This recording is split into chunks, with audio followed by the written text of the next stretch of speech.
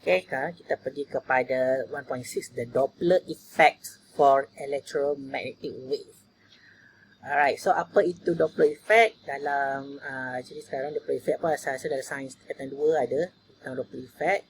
Dalam GGO pun ada belajar juga. Doppler effect ialah kesan frekuensi, perubahan frekuensi.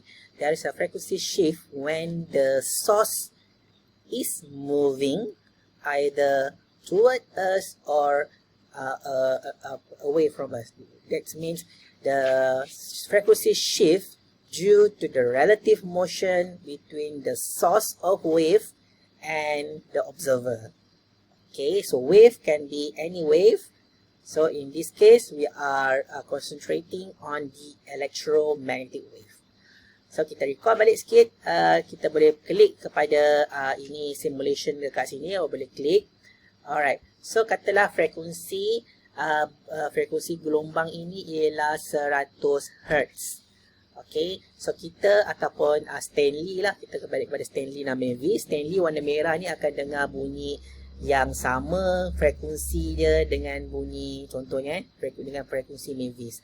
Ataupun kalau bentuk cahaya, kalau cahaya dikeluarkan warna merah jugalah yang dia akan dilihat oleh Stanley sebab sama frekuensi yang diterima. Tapi apabila contoh Mavis ni bergerak dengan laju yang tertentu, so kita dapati bahawa gelombang-gelombang itu kan antara puncak ke puncak tu dia dekat. So bila puncak ke puncak dekat, lambda kecil, frekuensi akan jadi tinggi.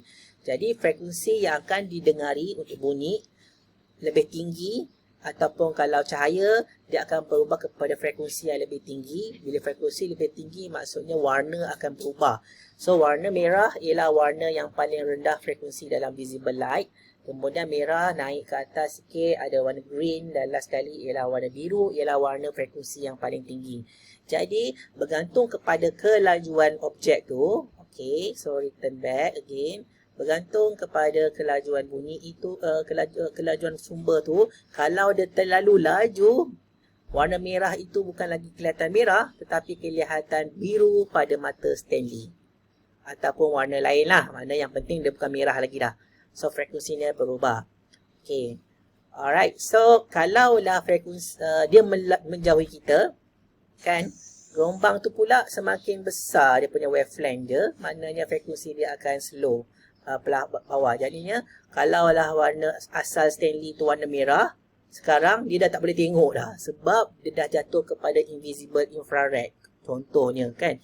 Maknanya perubahan kelajuan bagi sesuatu sumber bunyi itu, sumber gelombang, sumber jadi gelombang lah, tak kisah bunyi ke ataupun cahaya. So frekuensi Doppler ini ialah kesan pemendekan wavelength ataupun pemanjangan wavelength disebabkan oleh pergerakan relatif ini. Jadi kita nak quantify, nak kira lah dia punya frekuensi yang patut didengari. Jadi kita pergi kepada contoh ni, gambar rajah ni, di mana ada train, Stanley dalam train ni, train dia mengeluarkan cahaya. Cahaya itu mula-mula berada di sini, kemudian apabila dia berada pada satu kedudukan di depan, selepas satu masa T,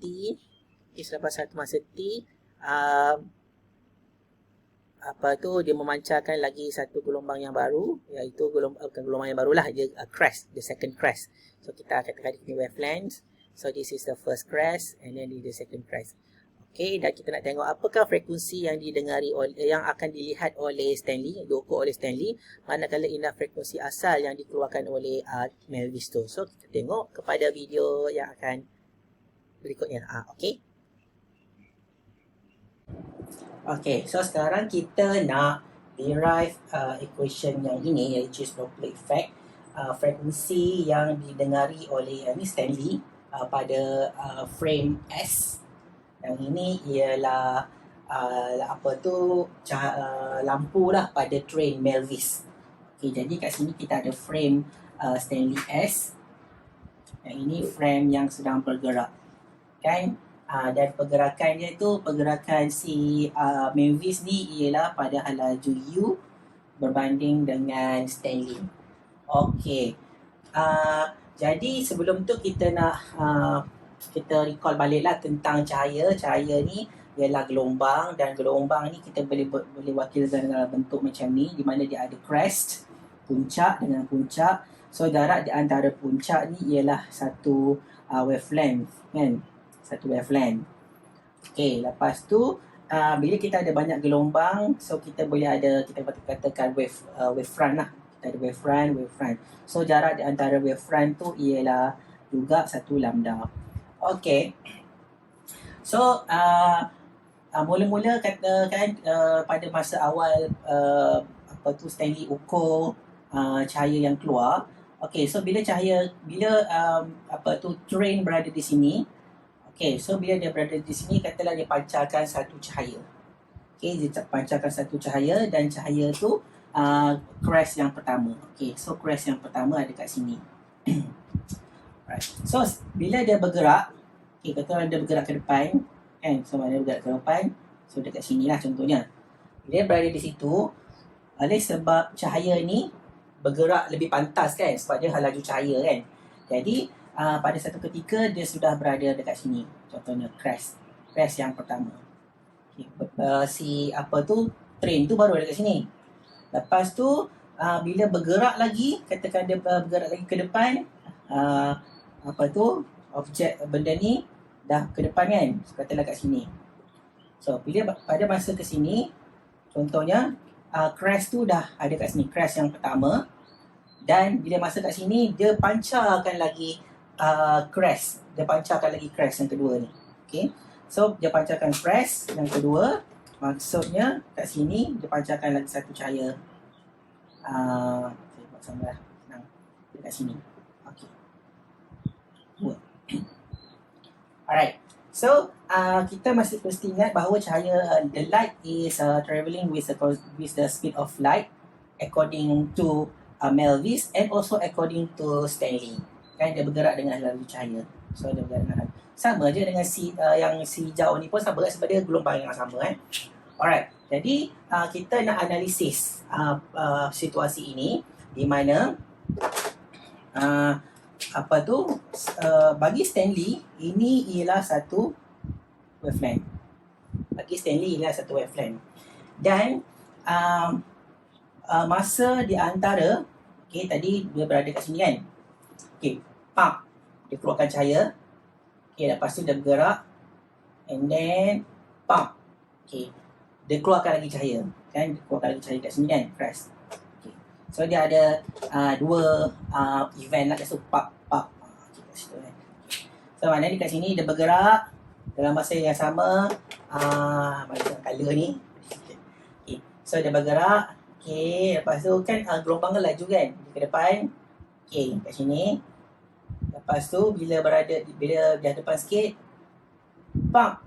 okay, dia keluarkan cahaya yang crest yang kedua. Alright, so dia berada kat sini lah sekarang ni.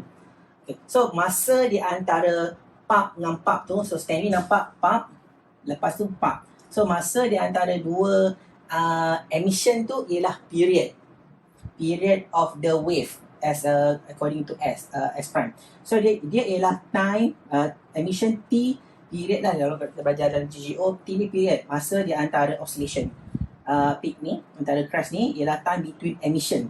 So dia nampak dia ialah T tu ialah time between emission, bukan time between receive crest, sebab nanti gelombang ni akan sampai dekat Stanley juga kan. Tapi masa di antara dia dapat Stanley ni dapat dengar dia akan dapat bunyi crest yang pertama, lepas tu crest yang kedua. So masa yang dia ukur untuk crest pertama sampai hingga ke crest yang kedua tu bukanlah T, bukanlah period, tapi period tu ialah period masa yang dari period ni ialah ciri bagi sumber cahaya, bukannya ciri bagi apa yang dia dengar. So dia memang akan terima crest tu, tapi crest masa yang dia dapat dari crest pertama dengan crest dua tu tak sama dengan masa di antara crest pertama keluar daripada source dan crest kedua keluar daripada source. Dia tak sama. Jadi kita kena ingat period ni ialah masa di antara emission, di antara pancaran. Okey, so oleh sebab dia bergerak dengan laju U, mana train ni bergerak dengan laju tu, U tu. So maksudnya dia punya jarak yang dilalui oleh train tu ialah U kalikan dengan T. Kan, jarak yang dilalui kan. So, maknanya U sama dengan kata-kata jarak bahagikan dengan masa. Kan, so ini ialah jarak. Jarak apa tu? L lah.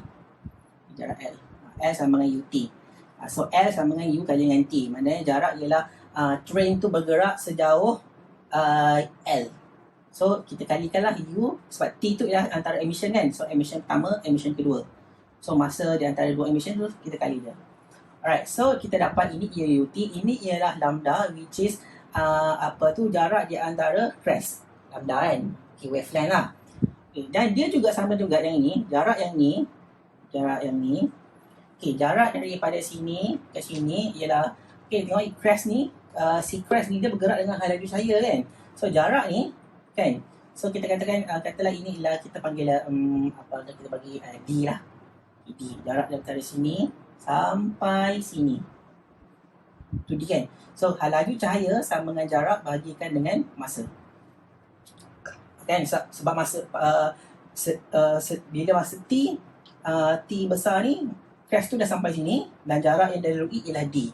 Jadi, C sama dengan DT, oleh itu, D bersamaan dengan CT. So, ini ialah sama dengan CT. Okay. So, UT, lambda, CT. So, apa hubungan antara tiga-tiga ni? Ialah, kita susunlah balik. UT campur lambda sama dengan CT. So, saya tulis kat sini. So, ini banyak kan. Kita akan fahamkan dulu. So, UT sama dengan lambda campur sama dengan CT. UT campur lambda sama dengan CT. Lepas tu, kita pindahkan lambda sama dengan CT per UT. So, ini pindah ke sini. Kan? And then, kita faktorkan dia. So, factorize. So, ini pindah ke sini. So, kita faktorkan P. So, bila kita dah dapat macam ni, so kita hold dulu kejap. Kita hold dulu kejap. Okay. Laju kita belajar dalam GGO juga. V sama dengan F lambda kan. V sama dengan F lambda. So, V ni lah laju cahaya. So, untuk cahaya tu tadi, C sama dengan F lambda. So, hubungan inilah hubungan yang general iaitu C sama dengan F lambda. So, C laju cahaya, F ialah frekuensi yang akan dicerap oleh si Stanley ni. Dan lambda ni ialah tadilah yang ni, lambda ni. Jadi, kita pusing-pusing C. So, yang ini lambda ni kita ambil daripada atas ni. Masukkan dalam situ. Okay, so, kita perlukan ni tadi, masukkan dalam ni.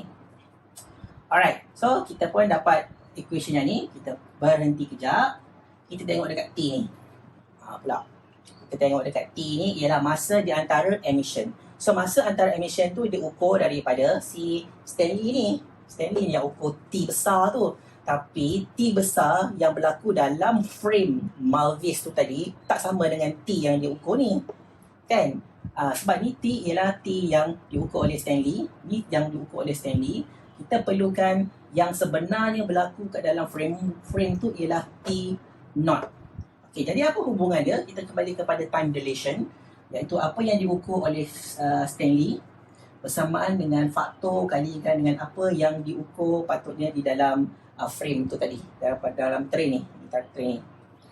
Okay, so ni hubungan dia. Kan, kita tulis balik. Lepas tu kita rearrange balik. C ni bawa naik atas, rearrange. Okay, lepas tu kita berhenti kejap. Stop dulu. Okay. So, kita dah belajar bahawa T, kalau 1/T ni frekuensi kan. 1/T ni frekuensi. Okay. Jadi, kita nak buat lah, kita nak 1/T kan dia. Sebab kita nak, kita nak main dengan frekuensi jadi, kita terbalikkan 1/T. So, kita terbalikkan ni. Balikkan. So, bila kita balikkan, so ni 1/T naught. So, persen T naught. Dan, kita gantikan 1/T naught ni kepada F naught. Sebab F0 sama dengan 1/T naught. Maknanya frekuensi cahaya ni bersamaan dengan 1 per period bagi cahaya tu dalam frame tu untuk si Mavis ni. So, dalam frame ni F0, cahaya ni dipancarkan dengan frekuensi F0 dan dia juga mempunyai period T0. Okay, so ini ialah kita fahami kat sini lah, tak masalah. Tetapi 1/T tak sama dengan F. Apa yang si Stanley ni akan dapat F, kan, dia akan dapat F. F ni tak sama dengan 1/T tau. Tak sama sebab tadi tu T tu kita definisikan sebagai masa antara emission. So T tu ialah berlaku dekat dalam framework tu. Okey, kat dalam frame tu. Jadi dia tak sama, dia tak boleh. Kita tak boleh main simply F0, F sama dengan 1/T. Tak boleh simply, salah. Jadi kita biarkan dia dulu. Dan bila kita dah dapat hubungan ni, kan, kita dapat hubungan ni, kita masukkan dalam sini T ni. Okay, so kita masukkan dalam ni, kan, maknanya kita kalikan, kita darab lah, kan, sebab dia sama dengan 1/T. 1/T ni. Okay, so bila kita masukkan dalam ni, kita susun balik, maknanya C bagi C tolak U, darabkan dengan benda yang kita baru masuk tadi tu. Okay, kita baru masuk tadi tu. Okay, so kita potong-potong. Lepas tu ini kita boleh kembangkan, kan, dia kita boleh kembangkan dia. C square tolak U square ni bersamaan dengan C campur U, C tolak U. Okay, so bila kita buat macam ni, kita boleh jadi potong, kan. So ini bersamaan dengan ni kalikan dengan C tolak U. Okay, potong-potong. So dalam kita dapat gini. So maksud dia kat sini ialah frekuensi ni adalah frekuensi yang si siapa nama ni, si Stanley ni dapat. F0 ni ialah frekuensi bagi cahaya ni. So F0 ialah frekuensi cahaya ni, ialah F ialah. So maknanya apa yang dia cerap, frekuensi yang dia cerap tak sama dengan frekuensi yang sebenarnya. So itu ialah Doppler effect. Maknanya terdapatnya perbezaan di antara apa yang dicerap dan apa yang dipancarkan. Okay, so perbezaan di antara F dengan F0 itulah kita panggil dia sebagai Doppler shift. So this is F1, F tolak F0. Kita ambil absolute value. So this is called as a Doppler. Doppler ni nama orang, dia D besar. Doppler effect. Okay. So kita akan dapati bahawa frekuensi ni akan lebih tinggi lah kalau benda ni mendekati kita. Tetapi kalau dia menjauh, kalau objek ni tadi dia bergerak ke belakang, kan, frekuensi yang akan didengari akan rendah. Oleh itu kita kena ubah kat sini kepada negatif, sini positif. Sebab analisis kita untuk yang warna biru ni ialah formula untuk kalau objek tu mendekati Stanley. Kalau dia menjauhi Stanley, kita kena ubah semua ni. Actually semua ni kita kena ubah, positif negatif, lalas kita akan dapat ni perubahan kat sini lah. Okay, so ini ialah hubungan Doppler effect. Alright. Okay, kita lihat aplikasi dalam kehidupan harian lah, kan. Okay, ini ialah tembak speed trap, kan. Speed trap ni memang ditakuti orang, actually ditakuti oleh orang-orang yang suka melanggar peraturan. Orang yang tak langgar peraturan buat pula takut. Itu je, kan. Okay, so ini ialah contohnya ini ialah Stanley. Okay, Stanley ni dia tembak frekuensi F0. Okay, so lepas tu ni kereta ni S, ini S prime. Okay, kereta. So dan kereta ni akan terima dia akan terima frekuensi asal tu, dia akan ukur sebagai F. Okay, lepas tu frekuensi ni pula dia pantul balik, kan. Dia pantul. Okay, so dia pantul. So dia mula pergi ke sini, lepas tu pantul. Jadi kita katakan frekuensi yang second, lepas tu dia pantul, dia akan si siapa namanya, Stanley akan dapat balik frekuensi dia yang kedua. So kita katakan ini F0, ini F1, F2. Okey, jadi kat sini sebenarnya ada dua kali Doppler effect. So pertama ialah Doppler effect disebabkan oleh pergerakan relatif di antara S prime dengan ni. Maknanya F0 ni bukan lagi F0, dia dah berubah kepada, contoh kita bagi satu contoh lah, kalau ini 100 Hz yang asalnya. Okay, yang ini akan menjadi kemungkinan lah dia mesti lebih tinggi, dia akan jadi 100, 101. Dan ini ialah F2 ialah 103. Jadi Stanley akan dapat frekuensi yang lebih tinggi. Tapi bukan dia bergantung jugalah, yang ini akan bergantung kepada U, iaitu relative motion between kereta tu dengan si Stanley, si polis ni. Okay, jadi bila dia ukur, katalah contoh dia ukur 103 Hz, okay, dia boleh kira berapakah kelajuan si kereta ni. Jadi Kalau dia menggunakan formula tadi tu, dia akan dapat tahulah frekuensi, sebab frekuensi asal dia tahu sebab dia bagi. So yang dia terima tu mesti tak sama dengan 1000 Hz sebab pergerakan. Tapi kalau sama, apa maksud dia? Kalau dia terima 1000 Hz juga, 100 Hz juga, maksudnya kereta ni tak gerak. Kan, statik lah. Okay. So sama ada kereta ni, kalau dia dapat contohnya 95 Hz, okay, dia bagi 100 Hz. Lepas tu terima 95 Hz. What does it mean? So it means that the kereta tu bergerak ke kiri. Macam tu. So maknanya ada Doppler shift lah. Ada 2 kali Doppler shift. Satu berada kat sini sekali.